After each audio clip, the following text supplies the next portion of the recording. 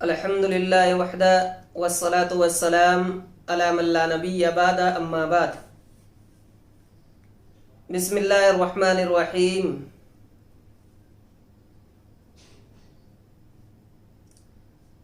عن ابی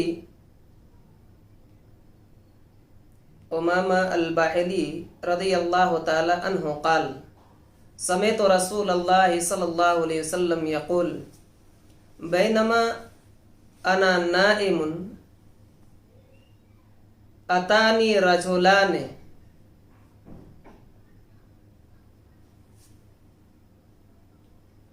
رواہ ابن خزیمہ۔ محترم سامعین، میں نے ابھی آپ حضرات کے سامنے ایک بڑی لمبی حدیث، اس حدیث کا ایک مختصر سا ٹکڑا آپ کے سامنے رکھا ہے، اور اس حدیث کے ٹکڑے کا رکھنے کا مقصد یہ ہے کہ رمضان المبارک کا مہینہ جو ہمارے اوپر سایہ فگن ہوا ہے، جس مہینے کو اللہ رب العالمین نے ہمیں ایک نعمت کے طور پر عطا کیا ہے، جس مہینے کو اللہ سبحانہ و تعالیٰ نے ہمارے لیے ایک قیمتی شے کے مانند دیا ہے، جس طریقے سے ایک قیمتی چیز ہوتی ہے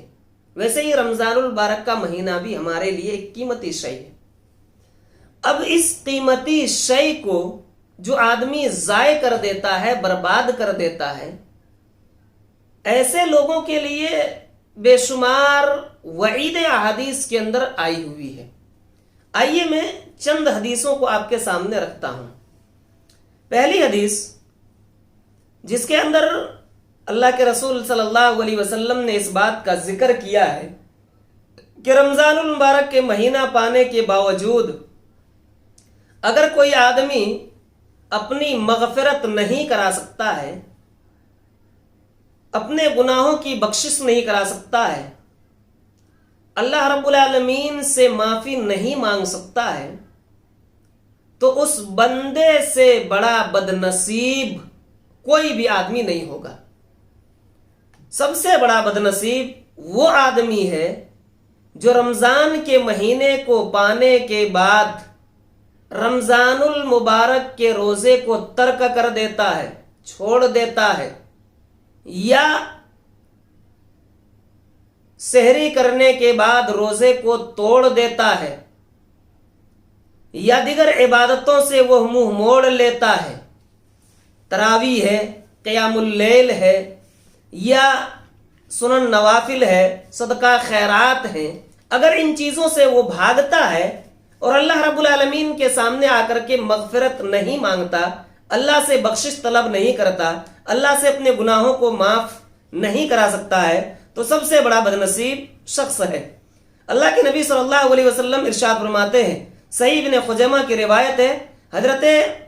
اور اسی طریقے سے صحیح ابن ماجہ کے اندر بھی یہ حدیث آئی ہوئی ہے۔ امام البانی رحمۃ اللہ علیہ اس حدیث کو صحیح قرار دیتے ہیں۔ صحیح سنن ابن ماجہ للالبانی جلد نمبر 1 حدیث نمبر 1333۔ حدیث کے راوی ہیں حضرت کعب ابن عجرہ رضی اللہ تعالی عنہ۔ حضرت کعب ابن عجرہ رضی اللہ تعالی عنہ بیان کرتے ہیں کہ اللہ کے رسول جناب محمد الرسول اللہ صلی اللہ علیہ وسلم ایک مرتبہ ممبر پر تشریف لے گئے۔ جب آپ صلی اللہ علیہ وسلم ممبر پر تشریف لے گئے تو آپ نے سب سے پہلے آمین کہا، پھر آپ نے دوبارہ آمین کہا، تیسری بار آمین کہا۔ صحابہ کرام نے پوچھا، یا رسول اللہ کے نبی جناب محمد الرسول اللہ صلی اللہ علیہ وسلم، آج تک ہم لوگوں نے اس سے پہلے اس طریقے کے جملے کو نہیں سنا تھا، آپ کبھی آمین نہیں کہا کرتے تھے، لیکن آپ نے آج بار بار آمین کہا، اس کی وجہ کیا ہے؟ نبی اکرم جناب محمد الرسول اللہ صلی اللہ علیہ وسلم فرماتے ہیں، کیا وہ میرے صحابہ، یقیناً اتانی جبرائیل، ابھی میرے پاس حضرت جبرائیل علیہ السلام تشریف لائے تھے۔ جبرائیل امین آئے اور آنے کے بعد فرمایا کہ اے نبی پاک صلی اللہ علیہ وسلم، آپ کی امت میں سے رمضان المبارک کا مہینہ جس شخص کو ملا اور اس مہینے کی اس نے قدر نہیں کی، اس مہینے کی اہمیت کو نہیں سمجھا، اس مہینے کے مقام اور مرتبے کو، اس کی فضیلت کو نہیں جانا،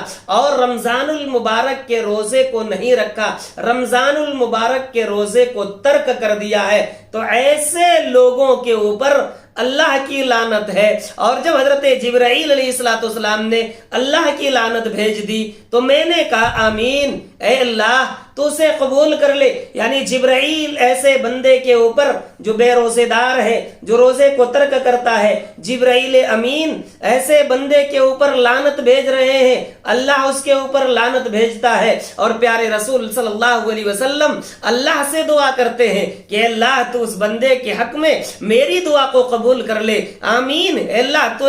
اس کے اوپر تو لعنت فرما، یعنی اسے تو جنت سے دور کر دے، جنت سے محروم کر دے۔ میرے عزیز اور میرے ساتھیوں، ذرا حدیث کے جملے پر غور کیجئے گا تو آپ کو یہ بات، آپ کے سامنے یہ بات واضح ہو جائے گی کہ جس کے اوپر اللہ کی لعنت ہو، جس کے اوپر فرشتوں کی لعنت ہو، جس کے تعلق سے نبی صلی اللہ علیہ وسلم بددعا دے دیں، جس کے بارے میں پیارے رسول یہ کہہ دے کہ اللہ تو اسے جنت سے دور کر دینا، اب ذرا بتائیے گا اس بندے کو کیسے جنت مل سکتی ہے؟ اس وجہ سے روزے کو ترک کرنے سے بچیے، روزے کو چھوڑنے سے بچیے، بلکہ مسلسل ہمیں ضرورت ہے کہ مہینے کا پورا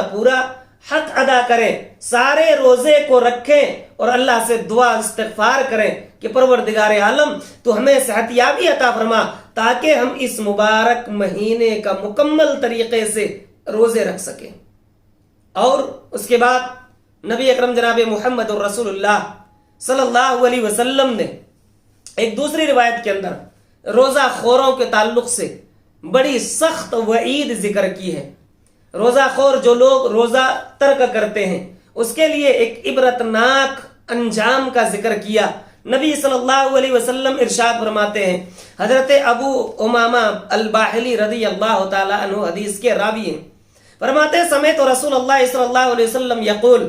کہ میں نے اللہ کے رسول صلی اللہ علیہ وسلم کو یہ فرماتے ہوئے سنا، بینما انا نائم، کہ میں ایک رات کو سویا ہوا تھا، اور میں جب سویا ہوا تھا میرے پاس دو شخص تشریف لائے، اور تشریف لانے کے بعد ان دونوں نے مجھ سے کہا، دونوں نے مجھے رات کو جگایا، جگانے کے بعد پھر مجھے ساتھ میں لے کر کے چلنے لگے، میں چلا گیا یہاں تک کہ دونوں کے ساتھ میں ہو کر کے ایک ایسی قوم کے پاس سے پہنچا۔ ذرا غور کہ نبی اکرم صلی اللہ علیہ وسلم ارشاد فرماتے ہیں کہ میں ایک ایسی قوم کے پاس پہنچا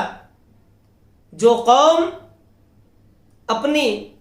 جس قوم کے اوپر ایک زبردست اور سخت طریقے سے عذاب دیا جا رہا تھا۔ نبی صلی اللہ علیہ وسلم فرماتے ہیں کہ جب میں نے وہاں کے لوگوں کو دیکھا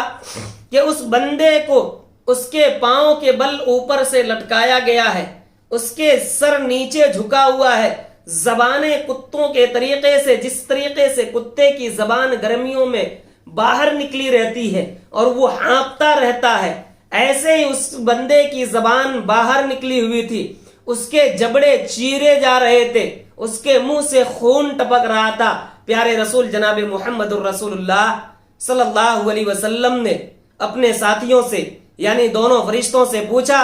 کہ میرے ساتھیوں، اللہ کے بندو ذرا بتاؤ یہ کون لوگ ہیں، اسے اس قدر تکلیفیں کیوں دی جا رہی ہے، اسے اس طریقے سے عذاب میں مبتلا کیوں کیا گیا ہے؟ ان دونوں ساتھیوں نے ذکر کیا، یا رسول اللہ کے رسول صلی اللہ علیہ وسلم، یہ وہ لوگ ہیں جو روزے کے لیے سحری کیا کرتا تھا لیکن دن کے حصے میں افطار کر لیا کرتا تھا، یا یہ وہ لوگ ہیں جو روزے کے افطار سے پہلے، وقت سے پہلے افطار کر لیا کرتا تھا، یعنی دن کے حصے میں یہ لوگ بیٹھ کر کے کھانا کھایا کرتے تھے۔ اس بنیاد پر اس کے جبڑے چیر دیے گئے ہیں، اس کی زبانیں باہر آ گئی ہے، اس کے منہ سے خون ٹپک رہا ہے، اس کے سر کو نیچے کر دیا گیا ہے، پاؤں تلے پاؤں کو اوپر کر کے لٹکا دیا گیا ہے، اور یہ سخت وعید اور عذاب میں مبتلا کیا گیا ہے کیونکہ ان لوگوں نے روزے کو روزہ خوری کر دیا تھا، روزے کو ترک کیا تھا، روزے کو چھوڑتا تھا، روزہ توڑتا تھا۔ اس بنیاد پر انہیں اتنی سخت سزائیں دی جا رہی ہے۔ میں اللہ سبحانہ و تعالیٰ سے دعا کروں گا کہ پروردگار عالم تو ہم تمام مسلمانوں کو رمضان المبارک کے مکمل طریقے سے روزے رکھنے کی توفیق عطا فرما۔ الہ العالمین تو جب تک ہمیں زندہ رکھے صحت یابی کے ساتھ